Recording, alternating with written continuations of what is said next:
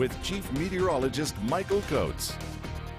So we got some warm temperatures around the region, but as soon as those thunderstorms begin to roll over your town, we get some evaporation, of course, then the temperatures begin to fall. And we were hitting just earlier today near 90 degrees in Pocatello. A little thunderstorm came through in the afternoon, a little close to the airport, took us down to the mid-70s. Now we're starting to get back into some sunshine, and we're picking the temperatures back up. We're at 79 in Pocatello, 57 in Jackson Hole with the passing thunder showers, 84 in Idaho Falls, 81 in Salmon, and 63 in Mackay. That's the weather station there. They've seen some clouds, but nothing major. So let's go over to First Alert Viper radar as I lapse it for you. I want to show you. Right now we're going to zoom in. Well, it's zoomed in right now to Sugar City and Rexburg, but let's go ahead and zoom it back out. There we go. I want to show you that we have a band of thunderstorm action stretching all the way from West Yellowstone down into the southeastern highlands. It is moving to the east, and we're starting to see some storm clouds here across the desert, just starting to make their way into Idaho Falls and just pushing to the west of town here with a few lightning strikes. This is a Shelley right there. There's Idaho Falls. There's the airport. And we're starting to see this stormy weather push through. Not a lot of rain from these clouds, especially the one that's just to the west of Idaho Falls. Not seeing much. Got a report, though, of some passing hail earlier around Rigby in the Lorenzo area, but those are quick-moving thunder showers that are moving off to the east. Now, Rexburg, we're seeing most of the thunderstorm action right now just east of town there.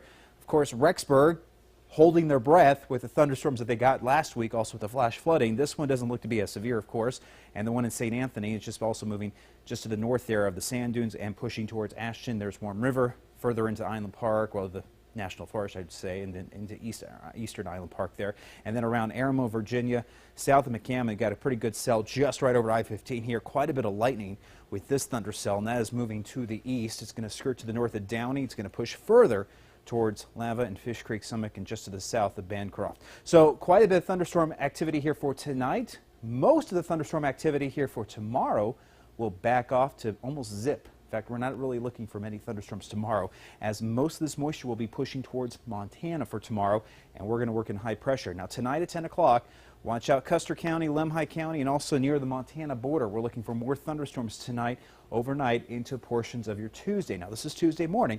Not bad here. In fact, we're going to actually see plenty of sunshine. Unfortunately, though, we're also going to see plenty of wind. It's going to stay quite windy as we get this stormy weather up to Montana, and it's going to stay windy all the way through Wednesday and Thursday. We go to tomorrow night around 5 o'clock, and once again, central Idaho under the gun here for thunderstorms. Most of the thunderstorms will be into western Montana, so a few will get into Island Park, but I'm not counting on much in the thunderstorm department here for tomorrow or even through Wednesday. And by Wednesday afternoon, just a slight chance of a mountain thunderstorm there. We're going to see lows tonight back into the mid-50s for Chalice, lower 40s for Stanley, lower 50s in Arco, and the lower 50s for Idaho Falls and Rigby tonight. Lower 50s in Rexburg, upper 40s, I should say, for Jackson Hole, but the upper 50s to lower 60s in Pocatello and American Falls in the mid-50s.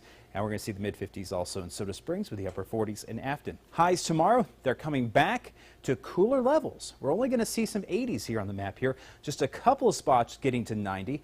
Pocatello, you're still getting to 90, but that's cooler from some of the previous days we've seen. Upper 80s in Aberdeen, 86 in Idaho Falls, 85 for Rexburg, 84 for Jackson, 81 for Island Park. We're going to see the mid-80s in Rigby, 90 at the site, 88 in Mackay with 89 in Salmon. The 8-day forecast as we move forward. Notice the temperatures here staying into the mid to upper 80s for Wednesday.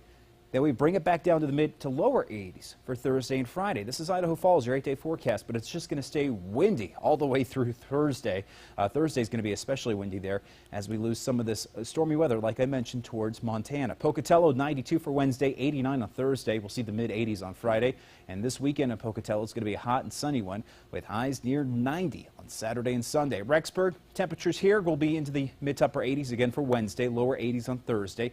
And windy conditions as we move most of this wet weather to the north of us. Now, they're going to see thunderstorms in Montana and central Idaho, but we're going to stay fairly dry across the plain with breezy conditions tomorrow with highs into the upper 80s and lower 90s for Blackfoot, mid 80s on Friday, and the upper 80s on Saturday. Jackson, you're also looking at highs here.